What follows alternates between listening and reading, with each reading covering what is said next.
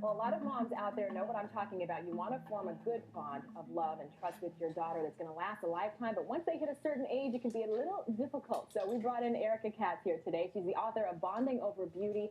Erika's got a great book that talks about how moms can deal with grooming, hygiene, or your daughter's changing body. No matter what it is, there's something that a young girl is going to go through, and how the mom communicates with her daughter is the big deal. So it's good to have you back here, Erika. Thank you. The book is doing very well. It came out last year, right? Yes. And now you're also you've been doing a lot of things on Spanish television with this book. Yeah, right? so I've been selling it in Canada and also Spanish TV because I speak Spanish. And so, yeah, I think it's really resonating with people all over the world because we all are moms and we all have daughters and they go through the same thing. And it doesn't matter where you live. We all have to go through puberty and those difficult, awkward times. And I think every parent, no matter where you live, wants to have an open relationship with your daughter that she feels she can come to no matter what the issue. And that's the thing. It's like mothers and fathers also have this issue where you say, I really want to develop a strong bond with my daughter. I don't, when they hit the teenage years, I don't want them to step away and go to other people for advice and to talk to them. How do you start, and how soon do you start working on that level of communication so that they know once they hit those teenage years, mom and dad are the first line of defense, or should be? Right. Well, I think the most important thing you can do is to always talk to your children, whether they're 4, they're 5, they're 6. And then when you see that they're starting to go through puberty, like maybe her breasts are developing, she's getting sweat stains under her arms, you might want to talk to her about getting her period and talk to her. The best thing to do is tell her a funny story about something that happened to you. Okay, I was going to ask you what the approach is that you would use. So, like, I told my daughter about when I had a mortifying experience. I was wearing a leotard and it went all over the leotard. Well, she thought this was the funniest thing ever because something embarrassing happened to me.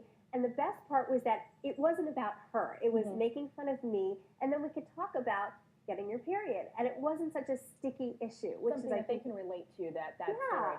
Do you think that it's better to talk to them about these issues when they occur or beforehand so that they know what to look out for? Or is this one of those things where you just have to play it by ear? Well, you know what happened with me is my mother didn't talk to me about it, and then I got my period, and I didn't know what to expect. And then it made for a difficult relationship with her because she didn't tell me, so I didn't have that trust in her. So now we have a great relationship, of course, but I think it's important to talk to her about it before it happens so she knows it's going to last 5 to 7 days, it's going to come every month, and she also has to know what to expect with her body, that now she has the ability to reproduce, and that's something you have to teach her at that time. Healthy eating is also a very important topic. How do you discuss that topic with young girls without making them so aware of it that they become afraid of food and we end up with a whole other set of issues that we're always talking about too, body image, you know? Right. Well, you know, mothers have body issues and oftentimes they put it on their kids.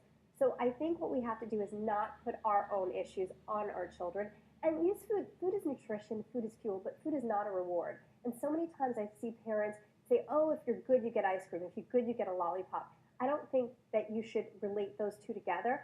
Food is something to keep you healthy, to have great skin, great nails, feel good, have energy, and that's what food should be about, and not so focused on, are you skinny, are you fat, are you this, are you that. Right. And I think also be careful the words you use. The word fat should not be used in your house with your daughter. You know, if she is wearing something and you don't think she looks great in it, say, you know, I think something else looks better on you. Never say she looks fat. Well, definitely the book has some great topics in there and great advice, not only what you mentioned, but things like shaving hair and unwanted hair too. Yes. So it's a really, really good read for all moms out there. So what we're going to do is take a quick break. But when we come back, Erika and I are going to go over to the kitchen, and Erika's going to show us some homemade beauty products that you can make while bonding with your daughter. It's a lot of fun, so stay with us. You ready? Yes, I am.